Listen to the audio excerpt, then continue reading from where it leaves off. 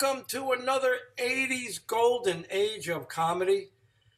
I am just loving this show. The people that I get to see again after, it's a little mind boggling, I have to admit, 35 years ago, 40 years ago. I mean, I landed on the doorstep of the Improv in 1981. What does that mean? 40 years. 40 years ago. And I got lucky. I hung out with a bunch of real crazy guys like Bruce Smirnoff and Mark Goldstein. And they introduced me to a guy named Barry Martyr. And Barry was writing for everybody. And when Barry heard that I was living with my sister, he says, "Hey, I need a roommate. I need to move closer to Hollywood. And let's be roommates." And I said, "Sure, that sounds great." And we became roommates, and he became my mentor. He was a great guy for me and tried to steer me right. Even though I wanted to go left a lot of times, he wanted to steer me right. I'll give you a for instance. You know, we were living together for maybe 6 months or a year. I really don't remember. But when the Improv and evening at the Improv exploded all over the country, and he had already introduced me to all the people at the Improv, guys, girls, got to know everybody, got to see them perform. And he said, "Listen, the comedy clubs are opening up everywhere. Why don't you ask them if you could represent them? They don't want to call, and their agencies don't want to call. Maybe they'll let you call if you ask them." I said, "Barry, I don't want to be an agent. Everybody hates their agent. I don't want to be an agent. The agents can't seem to do enough for their clients." I said, "I don't want to be an agent." But when he gets determined and he sees something that's right, he didn't let it go. And I slowly came around, and we started asking all the people he was writing for and all the people that I got to know. And after a while, I was representing 35 stand-up comedians, which is incredible.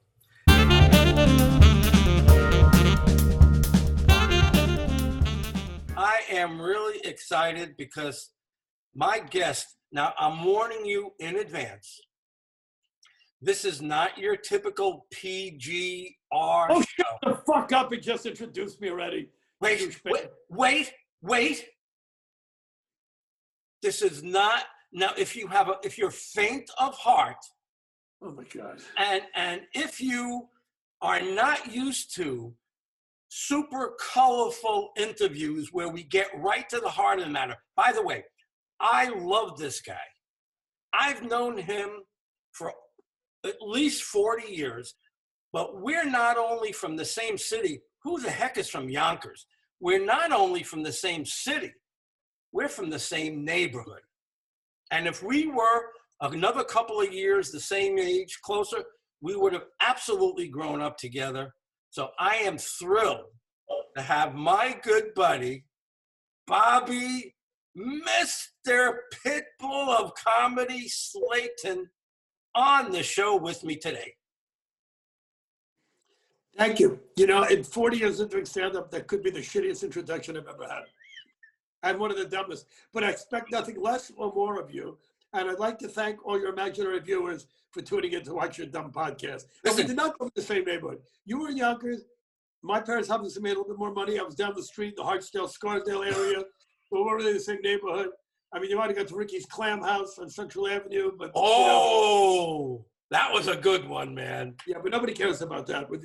Okay, you're bringing back bad memories with that horrible brick comedy wall, the faux brick behind you. It's like, it's like you're interviewing a Vietnam vet with pictures of the jungle behind him and napalm babies. I don't want to see that shit. Listen here. Oh, you're listening. I didn't know what to make up. I just want you to know that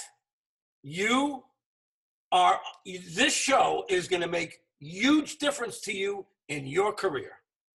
Right, just like when you handled me for 3 months, that made a big difference too.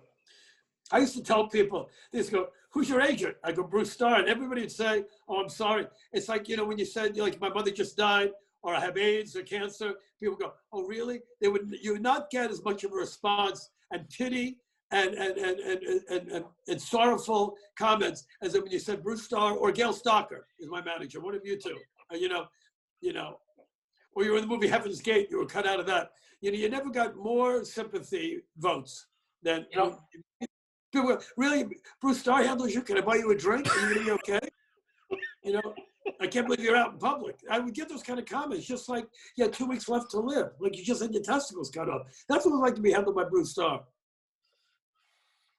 How funny would it be if all of a sudden I'm doing your dumb podcast, and for some reason Quentin Tarantino's looking for like Gilbert Gottfried's podcast or Mark Maron, like a real podcast, and he stumbles upon you, he hears me and goes, that guy's got to be in my next movie. Crazier things have happened, And I really appreciate the effort. And wait, by the way, let me finish. Let me get a word in. Okay, so is this okay? I know you told me to move my iPad around and put on a stack of books.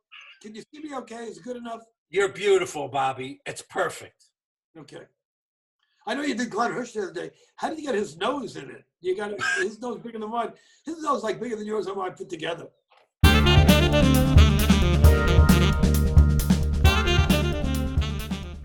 Can you hear me? I hear you, and I see you, unfortunately. Yeah, I know. It's all right. Okay. Is that better? Thank you for bringing him along. I really appreciate it. All right, I'm gonna go pee. I'll be right back. All right. Can you hear me? I hear you. All right, let me go pee. I can get Okay. back. Okay. Can you hear me peeing? Can you hear that? Unfortunately, I did. Oh, God. Can you hear that? Oh, my Lord. I have to pee a lot. Hold on, I'm almost finished. Oh, wow, I really got to pee. Okay. Oh, some more. Hold on. There we go. Feels good. Okay. Oh, one more. Hold on. Okay, there we go.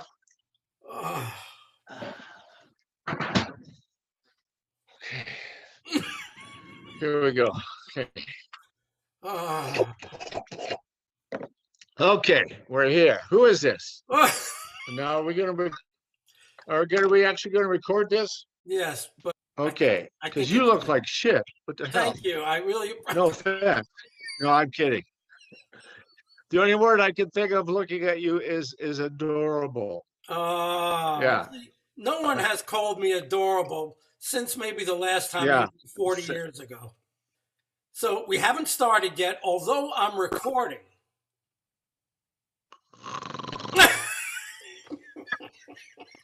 Wake up! So, holy shit.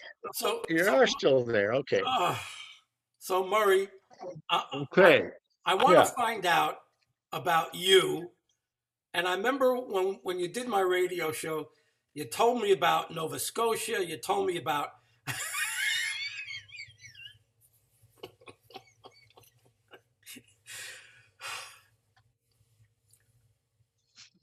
so, you said you weren't going to do your act. I'm not doing my act. Okay. All right. All right. So I'm just going to start. All right. Okay, go ahead. Did we start this yet? All right. Not officially. That better be first. Okay. Oh, I got an M behind me. M. That's there. See M? Yeah, I see that's that. Murray. And that's Mary. It was weird. Yeah, that's well, my name's Murray. My two daughters are Mary and Maya, and my two exes are Melissa and isn't that weird? Are you serious? Wow. And I'm trying to get Noreen to change her name to Maureen. Yeah, but she won't. She refuses to. You can't do that. No. No, What? Oh, can you see me? Okay. no, you got to stay in the picture, Murray. Stay in the picture. Right there. Okay. Perfect. You know, usually I have a 5 or a 10-minute introduction and I talk an awful lot, but not this time because there's a very impatient guy on the other end here. His up, Murray. His name is Murray Langston. Murray. Murray. I don't even want to. I'm not going to ask. I don't even want to know. Okay. Is my eyebrow stuck? So Murray Langston. Is one of them still up? Hold on. Okay, Murray. Let me get this introduction. You remembered my name. I love that. And what is your name? What is your name? So my Seriously, name is what is 80's your name? Golden Age of Comedy. Okay, it's who is this? Also, why are you calling me? Do I have to get a restraining order on you?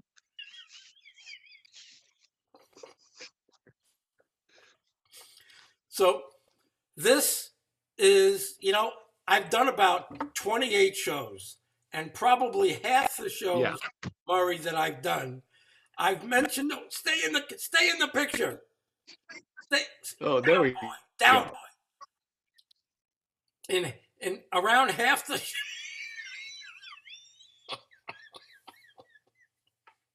It's right there, Murray. Right there, perfect. There, okay.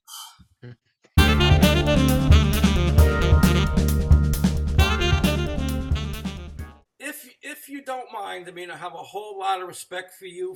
Yes, go on. You were talking about me? So for someone who wasn't super in your part of the world, I certainly heard a lot about you and had a lot of respect for you. Oh. So anybody that's, funny and can be funny like on demand, boy, I have a whole lot of respect for you. So me too. Yeah, I don't blame you. So this show is about talking about the golden age of comedy. For the most part, because I've been doing about 20 shows now, I would get the stand-up comedians on here, and we would just talk about those days back in the improv. And right. I don't expect that from you, but I see you have a Key West mug. I do.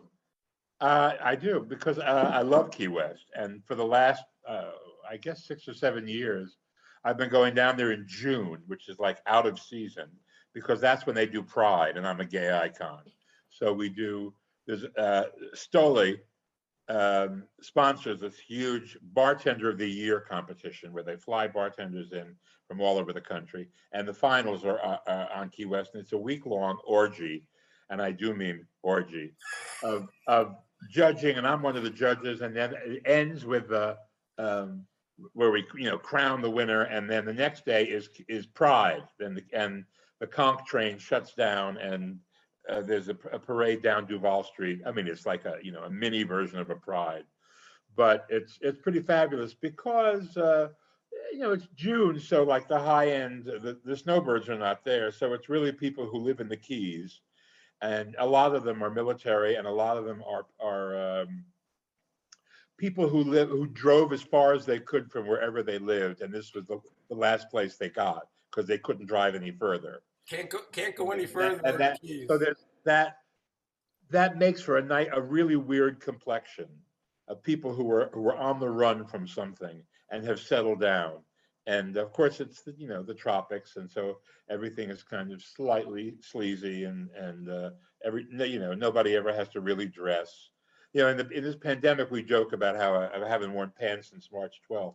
Well, Key West, nobody has. I mean, because That's a beauty. I'm heavily caffeinated. That is a real beauty, though. I have to It tell really you. is kind of. It's all that, I don't see any drag queens on it. I mean, I see all the square things that people like, the palm trees, dolphins, sailing, all the Jimmy Buffett kind of shit.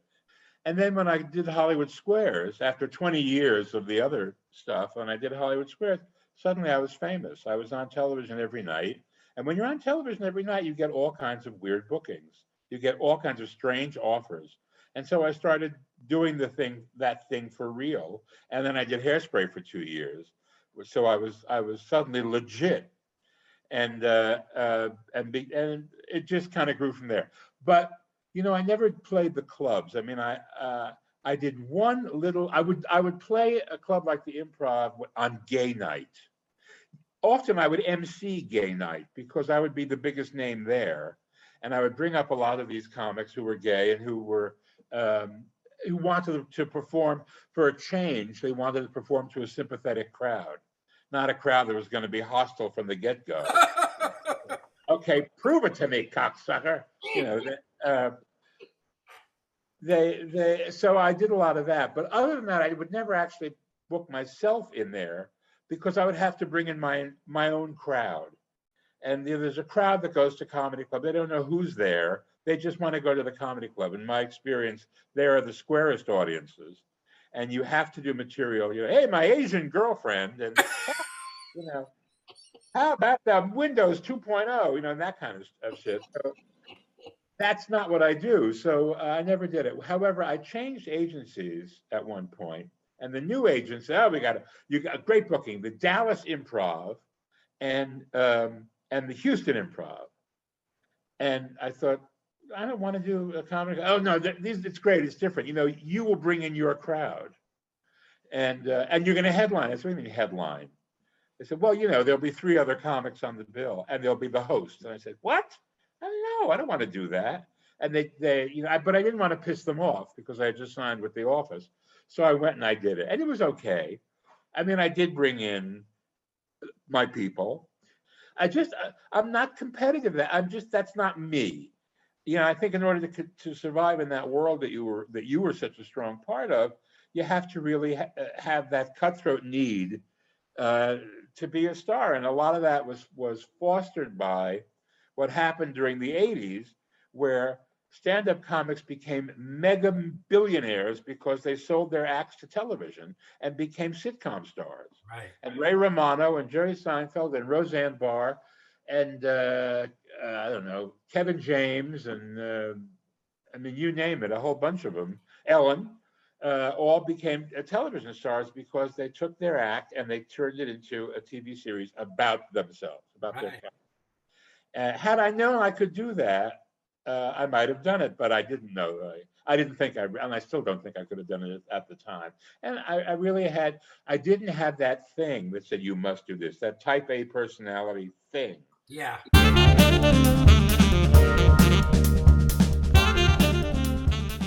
Tommy, come out and take another bow. Tom Dreesen, ladies and gentlemen. There he is. That's my man. My number one man. Tommy's funny, isn't he? He's a marvelous guy, Tommy is. Where is he? Take a bow, pal. There, this is a funny man. And a nice man. All right. What a great way to be introduced. Now, my guest today is a legend. He's a legend to comedians everywhere in the world. Everyone knows him and admires him. And Tom Dreesen, one of the best in the business. And I am honored to be speaking with you today in this world of comedy. Welcome to the show, Tom. Thank you, Bruce. Whenever somebody introduces me as a legend, I always remind them that you're a legend because all your critics are dead. You outlived all your critics. Bruce, I'm a stand-up comedian first, last, and always. That's who I am. That's who I really believe I was put on this planet to be. And I didn't know that till I found it. When I found it, it was like an epiphany the first laugh I ever got on stage, I knew, oh my God, this is what I've been searching for. So I've been doing this. This is my 51st year. Oh my gosh. And stand-up comedian. I'm a motivation speaker, and I talk at corporations, at universities, but I have a specific class that I teach comedians. It's called The Joy of Stand-Up Comedy and How to Get There. Wow. And I talk on 4 subjects: perception, visualization, self-talk, and develop a sense of humor. And I've been doing this since the late 70s into all through the 80s. I gave it to comedians, and even to this day, I stop every now and then and go to a comedy club, and they'll get 200-300 people in there. In Chicago, we had about 320 people in there, to comedians from all around the Midwest. And I talk to them about this journey we're on as stand-up comedians and how to enjoy this journey as opposed to, grinding and not enjoying the trip we're on, So speaking of the journey, what I love so much about this show is that it gives me an opportunity to learn about your story from the earliest days and from when something clicked into your head that you wanted to be on that stage. You saw something on TV, you walked into a bar or a club. What was it like for you? For me, I never ever thought in my wildest dreams that I'd be a stand-up comedian. It was the furthest thing from my mind. I grew up on the south side of Chicago. I had 8 brothers and sisters in a suburb called Harvey, Illinois.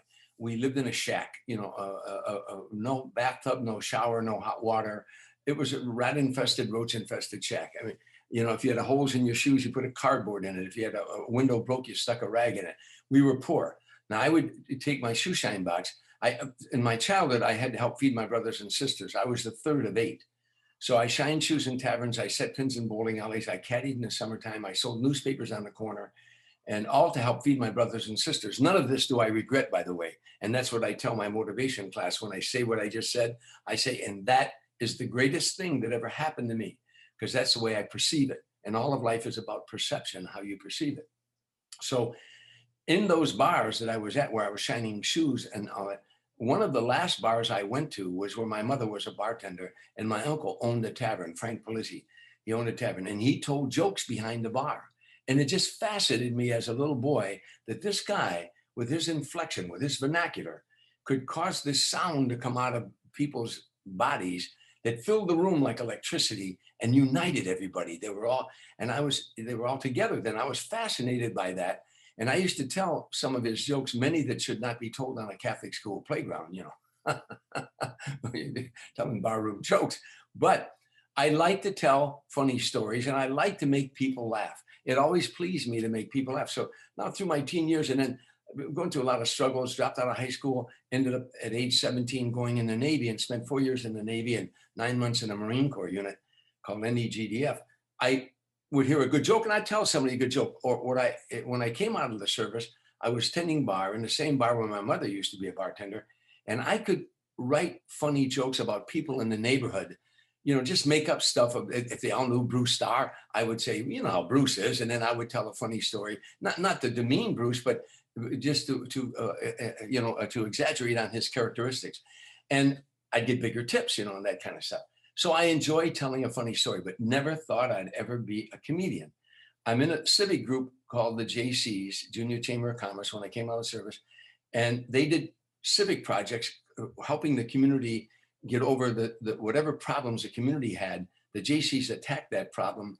And by doing so, they taught you leadership training program, how to speak in front of an audience, how to conduct a meeting, Robert's Rules of Order, how to serve on committees, subcommittees. And I wrote a drug education program teaching grade school children the ills of drug abuse with humor, a concept I had of getting the kids laughing, playing some music, and then planting the seeds of the ills of drug abuse. In those days, they weren't teaching drug education at a college or a high school level, let alone at an elementary school level. And as it is, and this is the truth, at that time I was praying, saying, God, what is it I'm supposed to be doing? I was going from job to job to job, never satisfied with anything I was doing, feeling very unfulfilled. I'd be in a bar with my buddies at 2:00 in the morning. I had a wife and 3 kids at home, but I'd be in a bar with my buddies and I'd be looking around and say, I don't belong here, but I didn't know where I belong.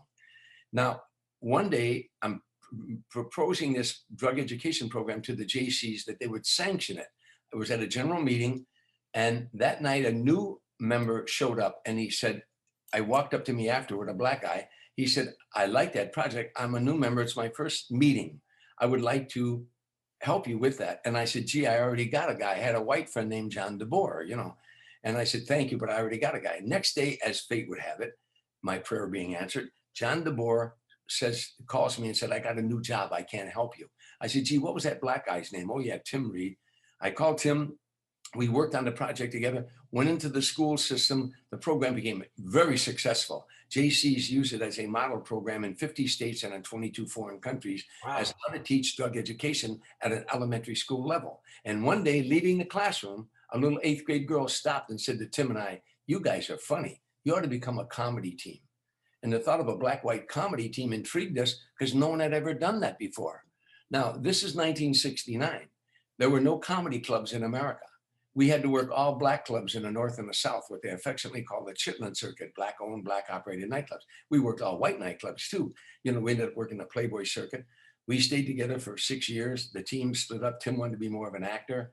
I ended up on the West Coast, you know, but and struggling, and we'll get to that in a minute. But I just want to say that first time I went on stage with Tim Reed, something I had written got a laugh. And when it did, it was like one of those B movies where the dark clouds opens up and the sun bursts through, and my whole being went, oh yeah, this is what I want to do. Electricity goes through you. Yeah, I knew that moment. This is what I want to do. I want to, and I'll close with this. It was a Friday night. I had never been on stage before. I couldn't sleep that whole night. I'm tossing and turning. I had a wife and 3 kids. I get up in the morning. I went down to the church where I was an altar boy when I was a kid, and where I sang in the choir, and where my mom sang in the choir when she was a little girl. Now, there was no service at all. It was an empty church. I got down and I prayed. I said, God, now I know. I want to be a stand-up comedian. I now know what it is I want. The thought that you could make a living making people laugh overwhelmed me. I said, God, if you could just let me make my living making people laugh, I'll do charities. I made all these promises, you know, and all my prayers were answered. To close with story, that was September 1969. In September 2019, 50 years later, I went back to that church and I gave a sermon in that church called The Power of Prayer. And I told that congregation, I knelt right over there, and what I asked for came. So anyhow, that's a long story to a very short question. No, I want those stories every time. I'm not here to hear me talk. That's exactly what I would love for the show, is what you're doing. This is just fantastic. So then you and Tim went for 6 years. Tell me a little bit about that, and how did that go? Well, you know, there were no comedy clubs in those days. So like I say, we worked all black clubs, what they call the Chitlin Circuit, the 20 Grand in Detroit. Motown at that time was in Detroit. So, you know, their offices were in Detroit. So there was a club called the 20 Grand where all the Motown acts broke their act in there in Detroit before they went on to Las Vegas. So, and it was great. You'd be there. There was Dinah Ross and Smokey Robinson, the Miracles, the Temptations, the OJs, etc. But so we'd work that club, the 20 Grand. We worked in Chicago. The High Chaparral, the Burning Spear, and all that club. We worked in Sugar Shack in Boston, the Club Harlem in Atlantic City before they had gambling.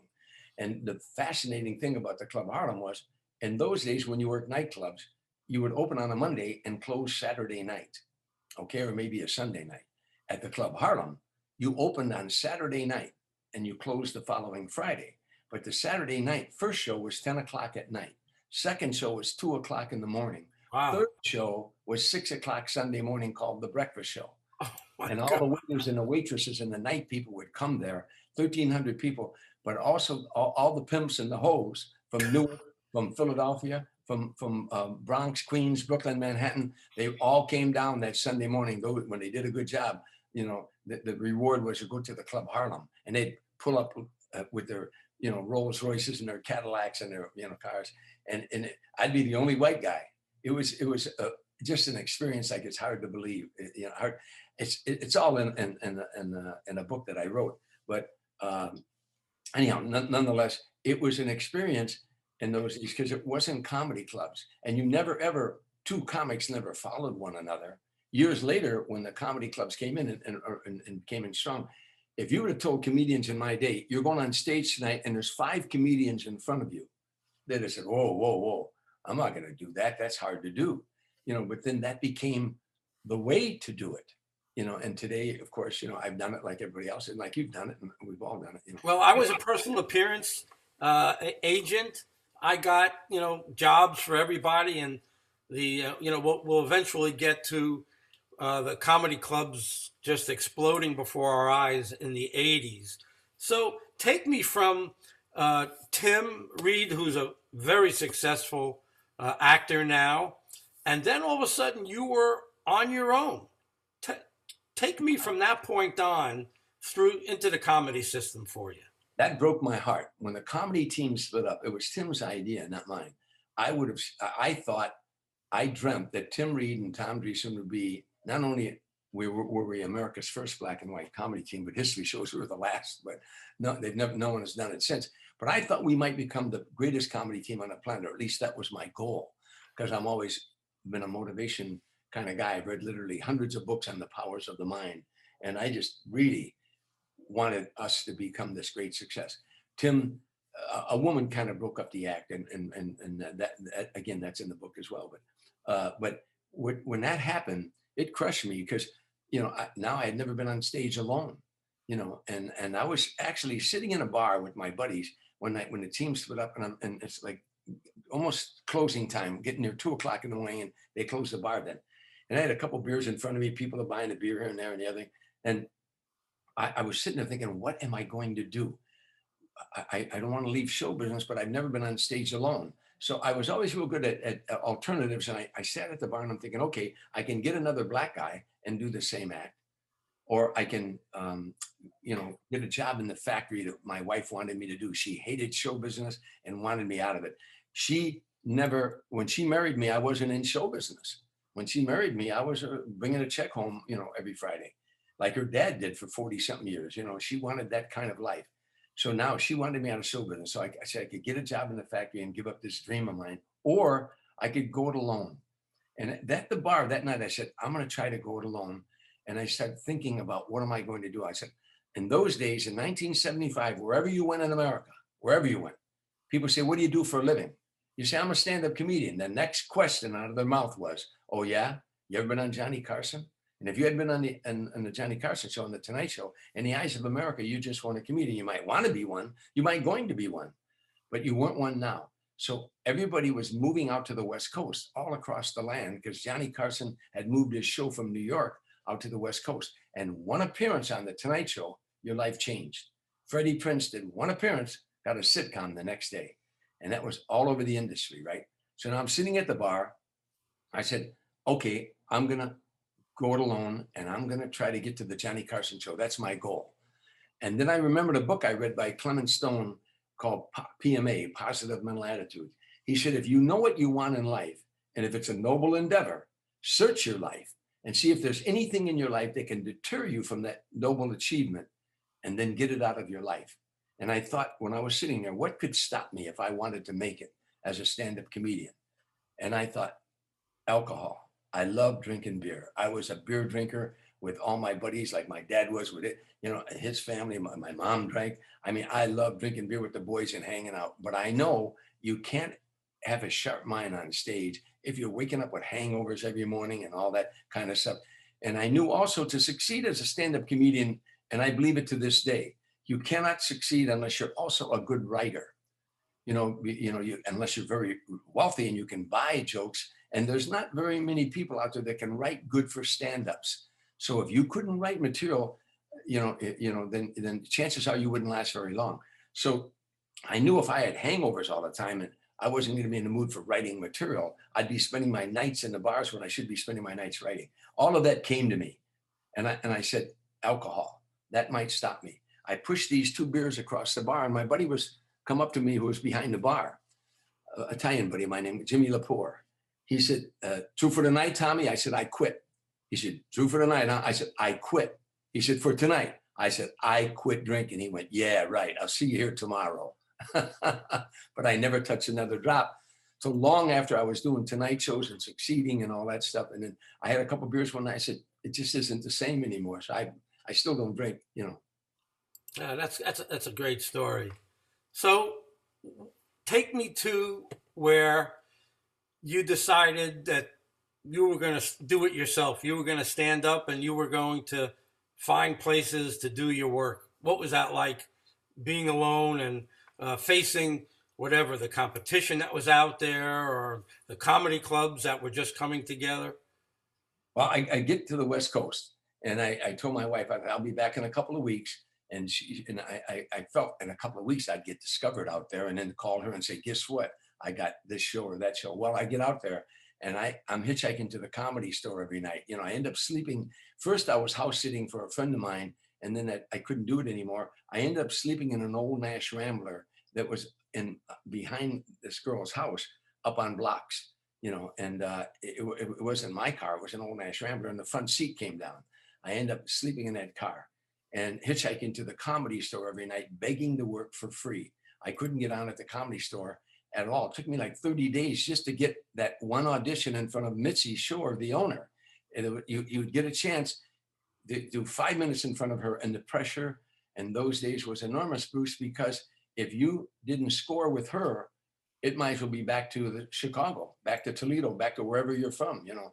And I finally got a chance to audition for her, and I got, she said, okay, you got some stage presence, you look like you've done it before, I'll put you on the regular schedule.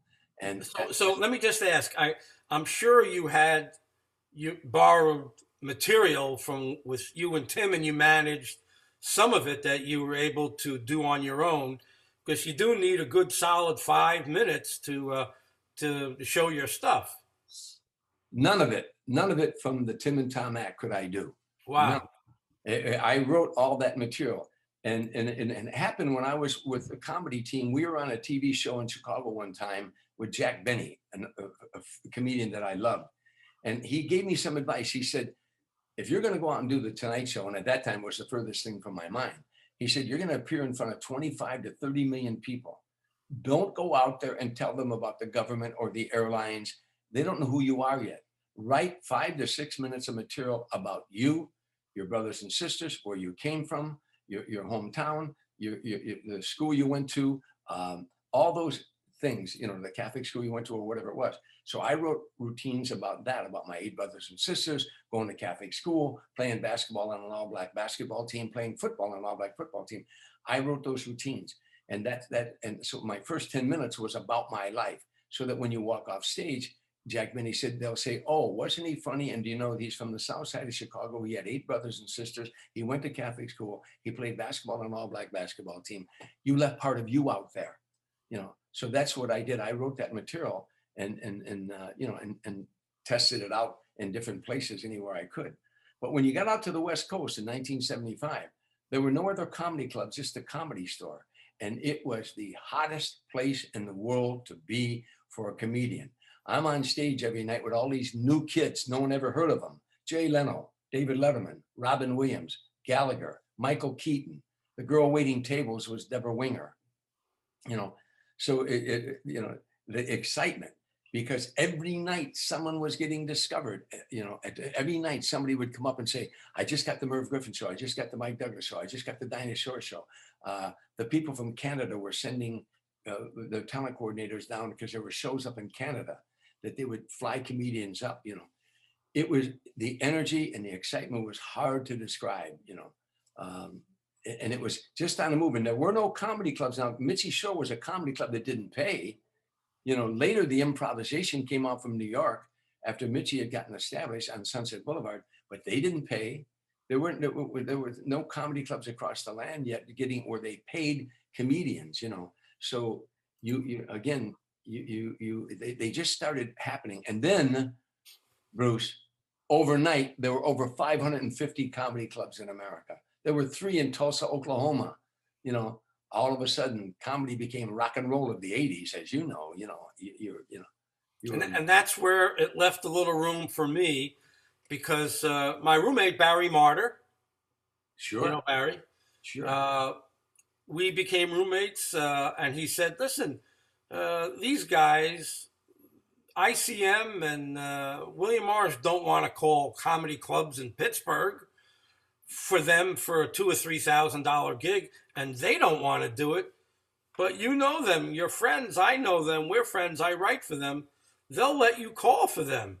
I said, well, I'm not really crazy about being an agent because I heard everybody hates their agent, right? So I didn't want to do something that everybody hated.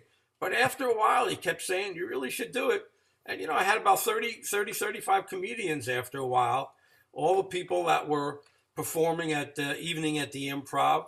And so the evening at the Improv around 81 really started taking things to another level in nationally and on TV. Yeah, well, again, our goal in those days was there was no cable in those days. So even the Improv came when there was cable. In the 70s, there was no cable. There was ABC, NBC, CBS. And again, there was the Tonight Show. And again, one appearance could change your life. So that's what we tried to get to. Now, as businessmen, now we're in show business. That's two words, show and business. Okay, how do you get on the Tonight Show? If you knew that's what your goal was, well, you'd watch the Tonight Show and see what the comedians that were on there, what they were doing. And it became very obvious. You had the right material that could make grandma and grandpa, mom and dad, and the kids laugh. You couldn't say go to hell. You couldn't swear. Cable came along, and there's comedians that went on cable that made Red Fox blush. But in our day, you couldn't do that. So we focused on how to do that. Once I got into the Comedy Store, and when I thought I had enough material, I began to pester the Tonight Show, a coordinator named Craig Tennis from the Tonight Show to come and see me. I did all sorts of funny machinations to get him to come there. I did funny things. I played softball against him, and I ended up making him laugh. And anyhow, long story short, I did finally get him to come and look at me one night at the Comedy Store. And he was looking at 3 acts that night. Bruce Baum, he was with a comedy team called Baum and Eston at the time. And he later became Bruce Baby Baum, as you know. But Bruce Baum and Eston later wrote for Cheers. But they were looking at Baum and Eston, they were looking at me and a new kid named Billy Crystal. I don't know whatever happened to Billy Crystal, but I'm on the Bruce Starr podcast right now. Eat your heart out, Billy. Anyhow, Billy and I got the show that night. And he came, the coordinator said, afterward, he said, I liked your set. I want you to come to my office tomorrow. I went to NBC the next day, and he said, and I thought he was going to say, in 6 months or a year, we'll put you on. We're going to nurture you. He said to me, I saw you do 20 minutes. Show me if I put you on the Tonight Show, what 5 you would select of that 20. So I did a routine in front of him at his desk, and he said, okay, take this one out and put that one in. And pretty soon he said, you're all set. You're on next week, Tuesday. Wow. Now, I told everybody back in Chicago, I told the world, I'm going on the Tonight Show. I get there, I'm in makeup, you don't eat for like a week, you work on this set every night. They put you in makeup, they take you up to your dressing room, you wait a few minutes up there, they bring you down to the green room just before you go on, and then you go on, right? Well, I go down to the green room, I'm getting ready to go on. They came in, they said, we ran out of time. We're going to have to bump you, come back next week. I came back the next week, makeup up to my dressing room, down to the green room, getting ready to go on. They said, we ran out of time again. They did that 3 times in a row, 3 weeks in a row. And finally, the 4th time, I'm in makeup. And Fred DeCordova, the producer, came in. He said, I got bad news for you. I said, what? He said, you're going on tonight. Now you're roughing your throat the size of a grapefruit. I said, oh, this is it. This is it. This is D-Day now. Now, I'm in the green room, and they go, Bert Convy is going to sing a song, and he does, and they bring me back behind it. When he's finished with the song, they're going to go to commercial break. Carol Burnett was on the show that night, I remember. So when they go to commercial break, they bring you around this long walk from the green room all the way around to the back of the curtain, and you stand in the dark there. And now when you became a veteran, when I became a veteran of the Tonight Show, all the stagehands would see me. Hey, Dreesen, how's your Cubs? Hey, how's it going, Tommy? You'd wave at everybody. Your first time when you're making that long walk, they all turn their back on you and they whisper, it's his first time. It's his first time. Because they know this is a pressure moment. You get that curtain, Doc Severinsen is playing because they're in commercial break. The music is playing. The coordinator said to me, Tom, are you okay? I said, I'm fine. He said, okay. He walks away. Now you're all alone. And there's one guy back there. He's going to open the curtain for you when you go out there. And now you're pacing a little bit and you're thinking, what was my first joke? Oh, geez, what was I going to, Now you're talking to God one-on-one. God, don't leave me now. I need you now. And then the music stops and your heart stops. Oh my God. The light comes up on the curtain there, and you realize they're out of commercial break.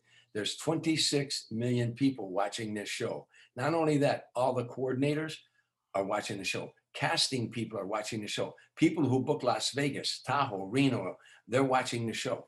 Not only that, my mother had everybody back in Harvey, Illinois watching the show. So if I bomb, I can't even go back home, So now, but you hear Johnny Carson say, we're back now. And I'm glad you're in such a good mood tonight, because my next guest is making his first appearance on The Tonight Show. Will you welcome, please, Tom Dreesen? Now, that one line, I'm glad you're in such a good mood tonight. He set them up. This is his first time. Now, when they open that curtain, you walk out, bright lights hit you. You can't see the audience. They're in dark shadows. There's a spot on the floor taped that you were told ahead of time you're supposed to stop there. You hit that spot, they're applauding, and you get that first joke out, and it got a laugh. And I got that second joke out, and it got a laugh. And then the third joke, and pretty soon I'm on a roll. I got an applause. On the fourth joke, Johnny Carson and Ed McMahon are laughing behind me. Wow. I'm on a roll now. I got 8 applause. I finally finished. I said, this is, I did my last joke. I said, you've been a wonderful audience. Show business is a tough life. So if you liked me, just if you like me, and you're Protestant, say a prayer. If you're Catholic, light a candle. If you're Jewish, somebody in your family owns a nightclub. Tell them about me. I walked through the curtain, and Johnny Carson calls me back for another bow. The coordinator comes running back. Go back. I want you back. I said, go sit by Johnny. He said, don't go sit by Johnny. Dude, no, just go back. Now you go back through the curtain, and they're still applauding, and Johnny does that little circle that he used to do, like that. And you knew that you had arrived. I went back through the curtain, and Bruce, I did 61 appearances on The Tonight Show from that night, but I never stopped working from that first night. That's how powerful Wow. it was. The next day, these were the shows that wanted you, that you performed on: Johnny Carson, Mike Douglas, Merv Griffin, Dinah Shore, Midnight Special, Rock Concert, Soul Train, American Bandstand, Hollywood Squares, $20,000 Pyramid. All those shows were calling me. I'm the only white comedian ever to do Soul Train, Wow. But that's how hot that show was. And then I was getting guest acting roles on different shows, Facts of Life, and all those kind of shows, Murder, She Wrote, and Columbo. And it was just hard to describe. Tom, I've been asking people about that moment that you just described. No one has been able to describe it like you just did. I am not a performer. I could never do that. I could never put myself out in front. I'm a professional speaker like you. I can do that. I've been doing radio and television, but to get out on stage by myself, everyone looking at me, So you described that beautifully, and I thank you so much, because it was perfect. Well, thank you. But you know what? Ask athletes or anybody that there comes a time in your career, you've worked hard, and this is called seize the moment. Seize the moment. This is the moment. There's a song called that One Moment in Time, and a girl named Dana Winter does it real good. I mean, you can download her. I mean, of course, Whitney Houston did it too, but there's lyric in there that this is that one moment in time where I can be all that I prepared to be. That this is that moment, that if I seize this moment, that I will be happy for eternity, and that was that moment behind that curtain of The Tonight Show. If you seize that moment, this is going to change your life. In baseball, I've heard guys say there's a guy who was hitting 142. They were going to send him down to the minors. It was over. His career was over. He knew it. There was an injury and another injury, and all of a sudden he's placed up at bat with the bases loaded in a World Series or in a playoff. And this is that moment. If he gets that hit now, he turns all that around, everything that he worked for all of his life. And that's what all of us at some point, that one moment in time where I can be all that I came to be, And when you're ready for it, and it's meant for you, and you've prepared for it, it's not such a huge leap. It's a huge leap, but it's not impossible. And you showed beautifully that when you do the right thing and you prepare, you can do it. You said the magic words, prepared. I always tell everybody, what good is a break if you're not ready when the break comes? What good is a break if you're not ready when a break comes? I tell young actors, I studied acting in Chicago and of course in LA. And I tell young actors all the time, you haven't had a role in 6 months, 8 months, and your agent calls you and tells you, get over there right now and read for a part, and you haven't done that in 6 months, you need to be going to acting classes. I don't care how much experience you've had in the past, just to stay oiled, doing scenes with another actor. You can't just, I haven't acted in 6 months and think you're going to be sharp. Stay oiled. What good is a break if you're not ready when the break comes? I come off the road to this day, and the first thing I do is call the Laugh Factory or go by the Comedy Store and get up and do a set. I've been doing this 51 years, but that doesn't mean I can't, still work on new material and stay oiled. That's what it's all about. And Tom, no one was more respected than you. You were a few years older than some of the comedians, the Seinfelds and the Risers and all those guys. You're very respected. Everybody looked up to you. Did you have more intimate relationships with any of the comedians, any of the people at the clubs, other than in passing? Oh yeah, Dave Letterman and I, from the day one, from the first day he came out to the West Coast, we've been friends. He calls me. Yes, we talk to each other all the time. David Letterman, Jay Leno, I stay in touch with Jay, and then David and I are a lot closer because we played a lot of sports together. We played basketball together and played racquetball together, and we've stayed with each other through the years. I did 50 appearances on David's show. He even let me host the show when he had the shingles. I stayed friends with almost all the ones that I started out with. But I'm also, Bruce, still friends with people I grew up with, those that are still alive. I stay real close to the old neighborhood and all that kind of stuff. I have to say that I'll tell you a funny story about Letterman. He calls me about 2 months ago. He said, every time I do an interview, he said, or you do an interview, and people say, how did we meet? We always tell the same story, that you came off stage at the Comedy Store. It was my first day in town. Wow. I saw your set. He said, I saw your set and I complimented you. And we started a conversation and we've been friends since. I said, yeah. He said, well, it's a boring story. I said, well, it's the truth. He said, I don't care if it's boring. From now on, tell people that you came off stage. I was in the parking lot. I stole some material from you and you beat the hell out of me in the parking lot. Now, why would I tell a story like that? He said, because it's a better story. Anyhow, now, 2 weeks go by. He calls me. This is all true that I'm telling you, Bruce. He calls me. He said, do you know the governor of Illinois? And I said, I met him, but I don't know him. He said, well, he had a serious problem. His wife has a friend whose adult son was autistic. And the autistic men and women, adults in Chicago, had a piece of land. There was a piece of land near the hospital where they planted corn, beans, and tomatoes. And then when it came into fruition, they fed the homeless with that. Well, the state was going to take that property away. And David wanted to know, could he intervene and talk to the governor? I said, I don't know him, but I know the Senate president, the president of the Senate. His name is John Cullerton, and he's a pretty powerful guy in the Illinois General Assembly. Let me call him. And I called him and he said, oh, Tom, tell Dave not to worry, that there was a law here and a statute there, and we're going to do this and we're going to make it work. So we won't take that land. I said, could I have Dave call you and you explain it to him? Because I was real busy and it was a little more complicated. And you could assure him better. He said, absolutely. And I said, oh, by the way, John, when you tell Dave you helped him, tell him the only reason you helped him is because Dreesen beat the hell out of him in the parking lot at the Comedy Store. He said, okay. He didn't know what I was talking about. He said, okay. 10 minutes go by, my phone rings. I go, hello, and it's Letterman. Didn't I tell you it's a better story? I tell you it's a better story,